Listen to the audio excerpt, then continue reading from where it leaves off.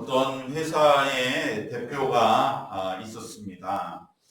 그가 중소기업을 운영하고 있었는데 그만 1997년도 IMF 위기 사태가 왔습니다. 그래서 회사가 다 이제는 망하게 되어서 부도가 나고 가진 모든 것을 팔아서 빚을 갚아도 갚을 수가 없어서 이 회사의 대표는 이제 더 이상 내 인생에서 어떠한 재기하는 것은 불가능하다.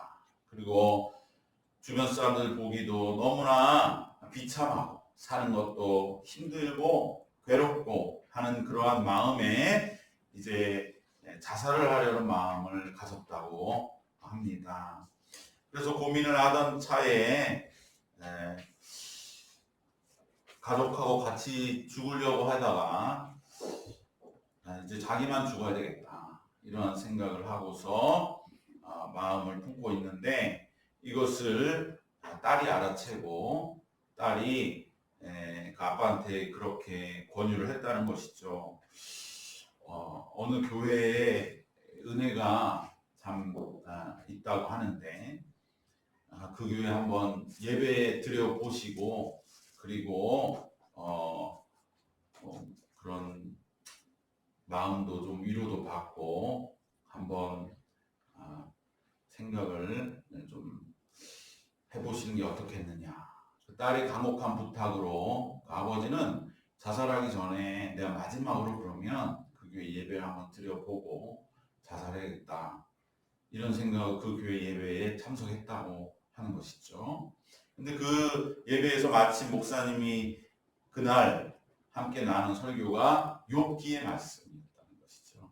그래서 정말 그 욥에 관한 말씀 그러면서 이 아버지가 들을 때에는 자기는 회사를 잃어버렸지만 욥은 모든 것을 잃고 자식도 다 잃고 그리고 또 아내마저도 도망가는 그러한 모습 속에서도 하나님에 대한 믿음을 잃지 않은 그 말씀에 큰 은혜를 받고 그래 내가 잘못 생각했구나 다시 한번 해보자 이런 마음을 가지고 열심히 자살할 생각을 버리고 회사를 세우기 위해 노력한 결과 우리나라에 5번 손가락이 들어가는 화장품 회사를 세웠다고 하는 유명한 예화가 있습니다.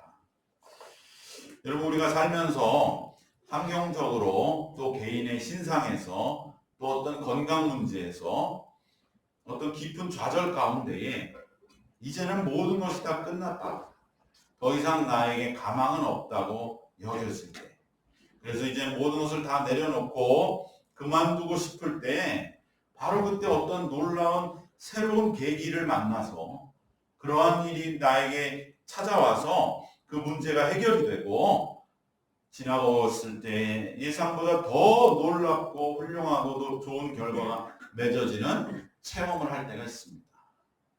이것을 세상 뭐 어떤 운이라든지 이렇게 표현을 하지만 그러나 그 당사자는 아주 심각한 것이죠. 내가 이제 다 끝났다. 이제 너는 더 이상 버틸 수가 없다. 라고 할 때에 새롭게 길이 열리는 것. 그것은 바로 크든 작든 이것이 바로 우리 인생에 있어 일어나는 부활의 체험인 줄 믿습니다. 이것을 우리는 믿음의 눈으로 고백할 때에 이것은 나에게 일어난 부활의 체험이다. 나는 다른 사람은 몰라도 나는 그 순간에 다 내려놓으려고 했고 나는 그 순간에 어떤 회사의 대표처럼 이제 다 끝내고 그냥 다리에서 뛰어내려서 모든 것을 다 끝내겠다. 그러한 마음을 가진 나에게 새로운 그러한 계기가 찾아와서 내가 다시 새롭게 거듭나서 이제 더 이전보다 놀라운 하나님의 은혜를 체험할 때에 그것은 나에게 일어난 부활의 사건이구나 라고 우리는 마음 깊이 고백하고 그 누구보다도 마음속에 새기는 것입니다. 바로 오늘 우리는 부활절을 맞이하면서 부활이란 무엇이냐? 부활은 신비한 사건이기 때문에 예수님 당시에도 의심하는 사람들은 너무나 많았다. 우리가 부활에 대한 말씀들이 복음서의 맨 마지막에 나오지만 그 특징이 하나 있는데 뭐냐? 부활에 대하여 이렇게 일들이 일어났다. 우리가 알고 있는 무덤에 가서 향유를 부으려고 갔는데 예수님이 그 시신이 없고 무덤이 비었다. 그러한 사실에 대한 기록뿐만 아니라 부활에 대해서 너무나 많이 나오는 기록은 무엇이냐? 사람들은 믿지 못했다. 이 기록이 부활에 대한 기록으로는 오히려 가장 중요하게 기록되고 있다고 하는 것은 우리에게 부활이라고 하는 것은 본래의 우리가 사람의 눈으로 평범한 눈으로 보면 의심하는 것은 어떻게 보면 심지어 당연하다고 할 수 있을 정도로 부활은 그러한 신비한 사건이라는 것을 나타내 주는 것입니다. 우리가 부활에 대한 가장 원초적인 기록이라고 하는 마가복음 16장에 보면 마가복음 16장 11절, 13절, 14절 전부 듣고도 믿지 못하더라. 보고도 믿지 못하더라. 믿지 못했다는 말이 3번이나 반복됩니다. 마가복음 16장 14절은 특별히 그 후에 11 제자가 음식 먹을 때 예수께서 그들에게 나타나사 그들의 믿음 없는 것과 마음이 완악한 것을 꾸짖으시니 이는 자기가 살아난 것을 본 자들의 말을 믿지 아니함이더라. 여러분 이 말씀 좀 이상한 거예요. 예수님이 지금 앞에 나타나셔서 꾸짖으신 게 뭐냐? 너희는 왜 부활을 봤다고 하는 자의 말을 믿지 못하는 것을 부활하신 예수님이 나타나서 꾸짖으시는 거예요. 이것은 두 가지의 야단이 들어있는 거예요. 왜? 예수님이 지금 앞에 나타났잖아요. 나를 봐라. 부활한 나를 봐라. 그래도 못 믿느냐? 이 꾸짖음과 함께 그러면 부활한 예수님이 나타난 것을 보고도 못 믿는 그 믿음 하나와 또는 부활을 본 자들, 우리가 잘 알고 있는 이 마리아가 제자들에게 예수님 부활하셨다. 내가 그것을 천사들에게 들었다. 그 말을 또 제자들이 안 믿었다는 거예요. 두 가지를 안 믿은 거예요. 마음이 완악한 것을 꾸짖으시니 이는 자기가 살아난 것을 본 자들의 말을 믿지 않았어. 막달라 마리아의 말을 너희는 왜 안 믿느냐? 이것을 꾸짖은 예수님이 부활의 몸으로 나타나서 또 꾸짖은 거예요. 여러분 이거 매우 이상한 말이죠. 그건 무엇입니까? 제자들은 막달라 마리아의 말도 안 믿었고 예수님이 지금 앞에 나타나셔서 부활한 몸으로 나타나셔서 너희들 왜 부활에 대해서 믿지를 못하고 의심하고 지금도 그렇게 두려워하고 그것을 전하지 못하느냐? 이것에 대해서 예수님이 꾸짖으신다는 거예요. 부활한 몸으로 나타나셔서 말해도 제자들은 어떻게 생각하고 있는 겁니까? 부활한 예수님이 지금 앞에 나타나셨는데 이건 부활한 게 아니라고 믿는 거예요.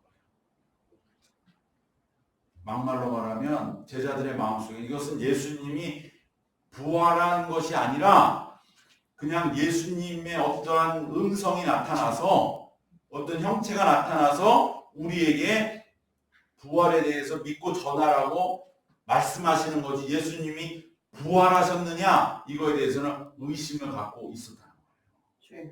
여러분 부활을 우리가 단순하게 내가 어떻게 그냥 하셨다 부활하셨다 이렇게 우리의 마음속에 생각할 것은 아니라는 것입니다. 즉 예수님이 부활해서 나타나셨어요? 아 예수님 살아나셨구나 라고 생각할 겁니까? 아니면 예수님의 형체가 나타났구나 이렇게 생각할 겁니까? 여러분 우리는 이것을 구별해서 볼 줄 알아야 됩니다. 여러분 부활이 얼마나 신비한 사건입니까? 우리가 부활에 대해서 그렇게 뭘 잘 알고 있습니까? 그러면 하나만 물어볼게요. 예수님이 부활하셨는데 옷은 어떻게 할 겁니까? 예수님이 부활하시고 나서 그 자리에 있었던 옷이 있었습니까? 없었습니까? 있었죠. 그게 세마포잖아요. 수의가 한 벌 있었어요. 그 또 하나 뭐가 있었습니까? 머리를 쌌던 수건. 두 개의, 소위 우리로 말하면 의류는 두 개가 있었던 거예요. 헝겊은 두 개가 있었던 거예요. 머리를 쌌던 수건과 수의가 있죠. 우리가 입관할 때 보면 결국 그 사람은 옷 한 벌, 수의 입고, 근데 머리와 연결할 수는 없는 거예요. 후드티 같을 수는 없으니까 머리를 가리는 것 헝겊 하나, 딱 두 개만 무덤 속에 있었던 거예요. 그러니까 예수님은 옷을 그대로 놔두고 몸만 부활하신 거예요. 그러면 부활하신 예수님 나타날 때 옷은 어떡합니까? 그러니까 우리가 부활에 대해서 잘 몰라요. 그러면서도 그냥 부활에 대해서 내가 그냥 그렇게 확신하는 것처럼 생각하고 있는 것이죠. 이만큼 부활은 신비한 사건인 것이죠. 그럼 예수님 옷을 입지도 않고 그냥 부활한 몸으로 제자들한테 나타나셔서 그거는 말도 아닌 것이죠. 즉 이처럼 부활은 너무나 신비한 사건이었기 때문에 제자들은 의심했다는 것이 부활 기사에 굉장히 많습니다. 그것은 거꾸로 우리에게 뭘 말하느냐? 부활은 결국은 부활에 대하여 내가 속 시원하게 믿어지지 않는다고 해서 고민할 필요 전혀 없다는 것이에요. 여러분 답답하게 여길 필요 없습니다. 왜? 제자들도 그랬어요. 제자들도 그들은 우리는 2000년이나 떨어졌지만 제자들은 그 당시 예수님 눈앞에 계셔서 야단 맞으면서도 예수님 부활하신 건 맞는가? 아니면 예수님 어떤 형체가 나타나셔서 우리한테 지금 말씀하시는가 여전히 헷갈리고 있는 것이죠. 그런데도 우리는 어떻게 부활을 확신합니까? 무엇 때문에 확신합니까? 부활에 대한 믿음. 그래서 오늘 설교의 첫 번째 주제는 부활은 믿음의 눈으로 보아야 하는 것인 줄 믿습니다. 결국은 우리에게 부활에 있어 중요한 것은 어떻게 하면 부활을 내 삶에 적용할 것인가가 훨씬 중요합니다. 많은 사람들은 특별히 신앙에 밖에 있는 사람들은 정말 예수님 부활했냐 안 했냐 이것을 가지고 생각을 하지만 그것은 제자들, 그 예수님의 부활을 본 제자들도 그 부활에 대해서는 여전히 헷갈려하고 있었다니까요. 그런데 우리가 무슨 수로 부활에 대해서 안다고 확실하게 말할 수 있습니까? 그건 부활의 핵심 메시지가 아니라는 것이죠. 결국은 부활은 부활의 삶을 내가 어떻게 적용할 것이냐. 부활에 대해서는 내가 제자들처럼 헷갈릴 수 있어요. 아직도 내 마음에 솔직히 깊은 심중에는 부활이 뭘까에 대한 내가 확신한 어떠한 설명 자료가 없을 수 있어요. 그러나 중요한 건 뭡니까? 내가 그 부활을 내 삶에 적용해서 서두에 말씀드린 그 회사 대표가 자살하려는 마음을 이겨내고 다시금 재기한 것 같은 그래서 부활의 삶을 살라고 하는 그것이 우리가 올 부활절에 붙들어야 할 핵심의 부활의 메시지라는 것을 우리는 함께 결단해야 할 줄로 믿습니다.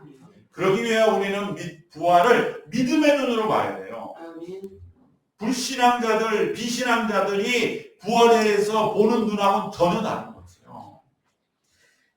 바로 부활은 믿음의 눈으로 봐야 돼요. 믿음의 눈이 없으면 예수님이 눈앞에 부활해서 나타나도 우리는 어떻게 생각하냐? 그냥 예수님의 어떠한 형상이 나타나신 신비한 일이고 우리식으로 말하면 예수님 어떤 도깨비같이 나타나셨다고 착각한다는 거예요.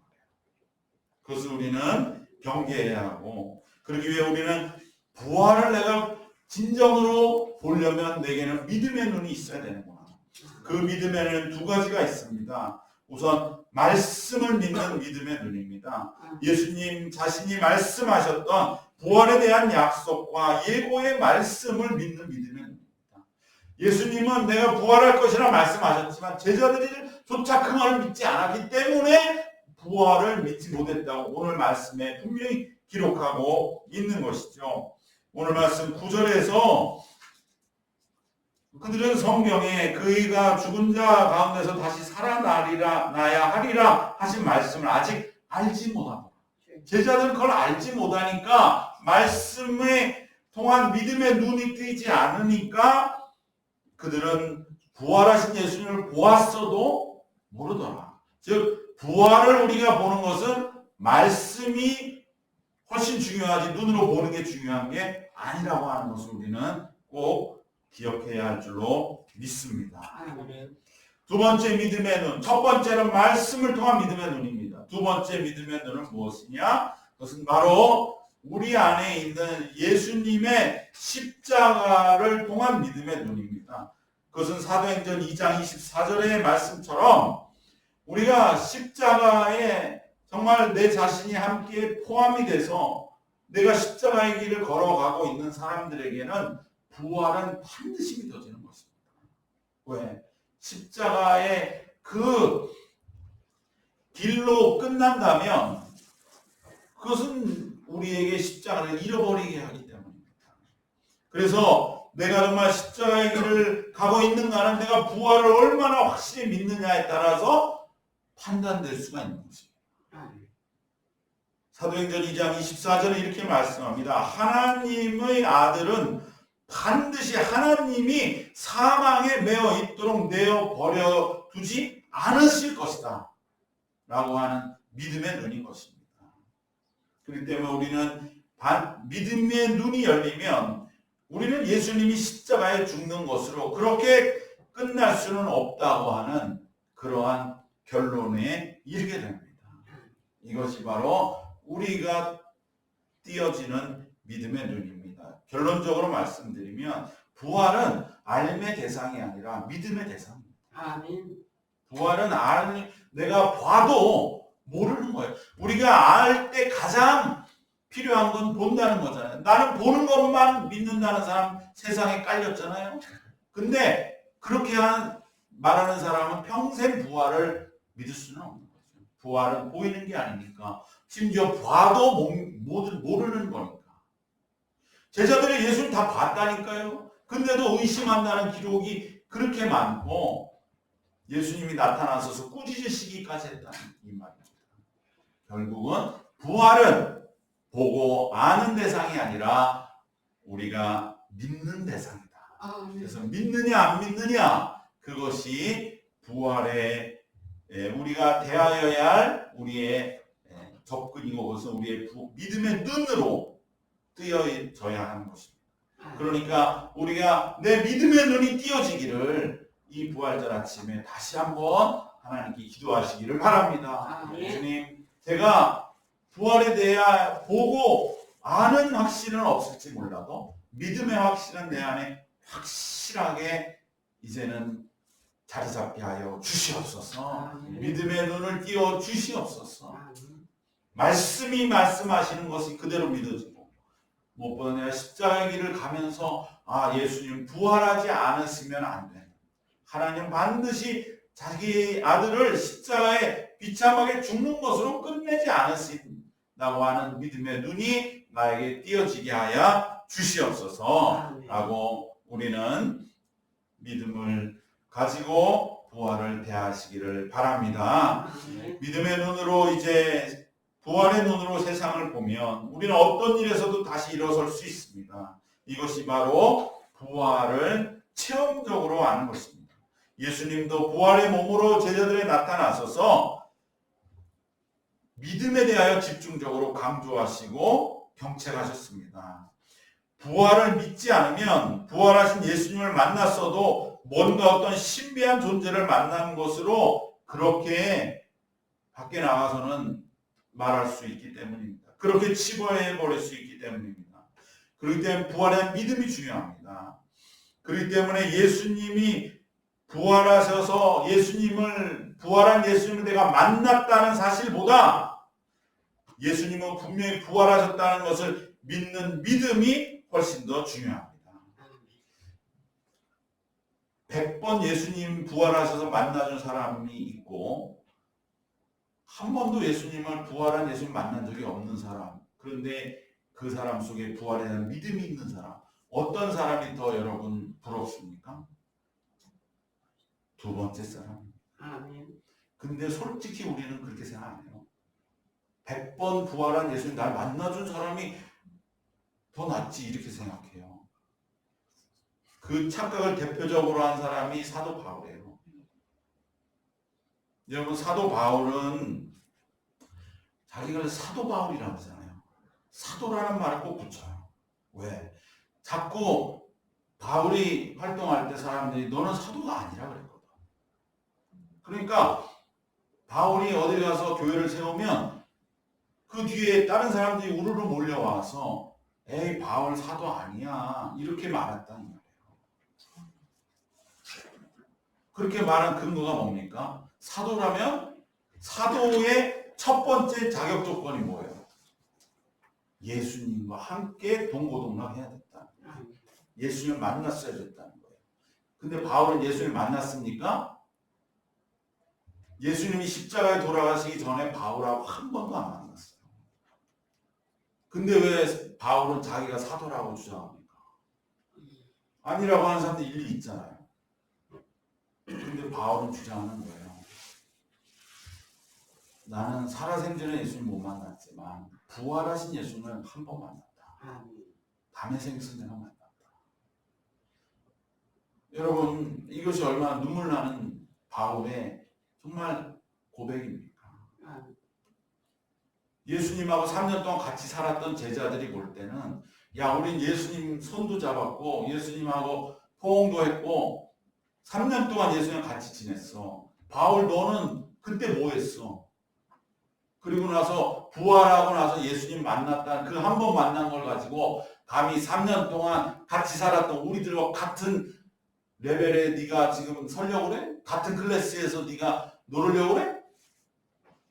그것을 바울은 다 이기면서 그래도 예수님은 나를 찾아오셨다. 그래서 나는 사도다.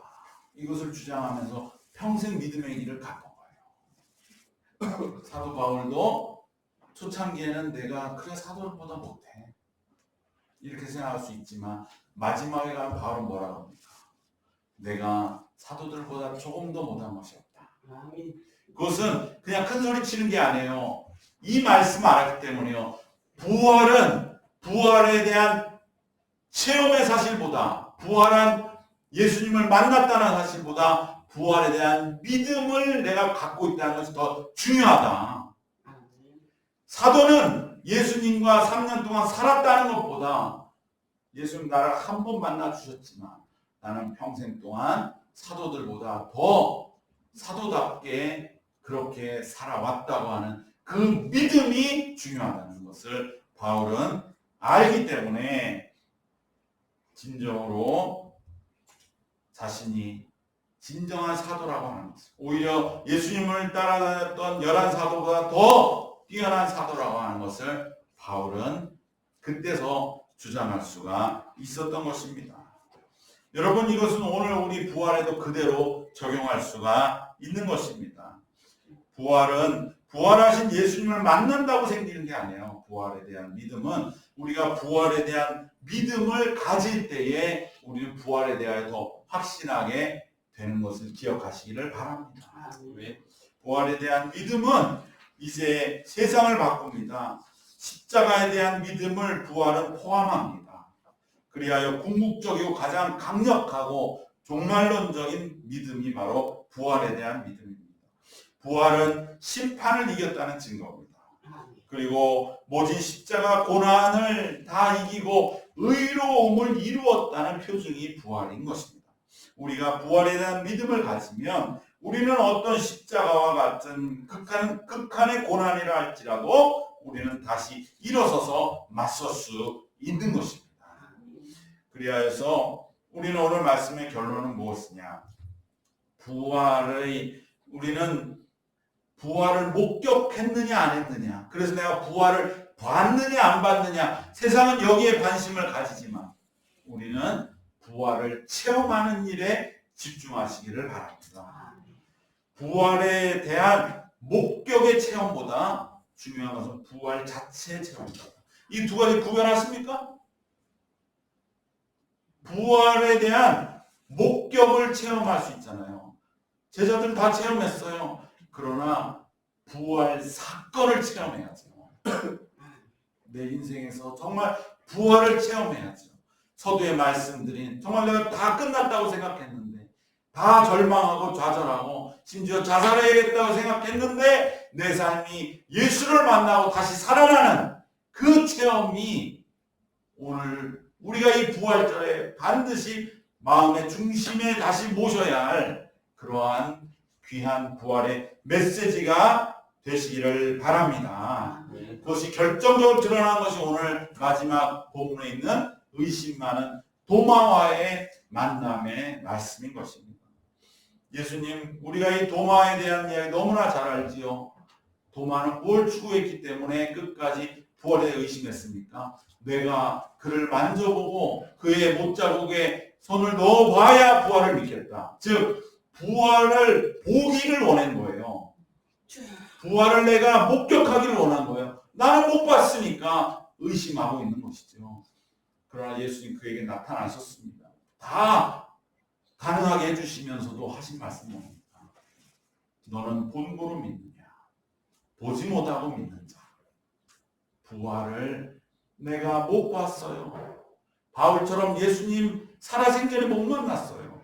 부활한 분만 한 번 만났어요. 그러나 믿는 자, 보지 못하고 믿는 자, 목격하지 못했어도 믿는 자, 그 사람 어떻게 믿을 수가 있겠습니까?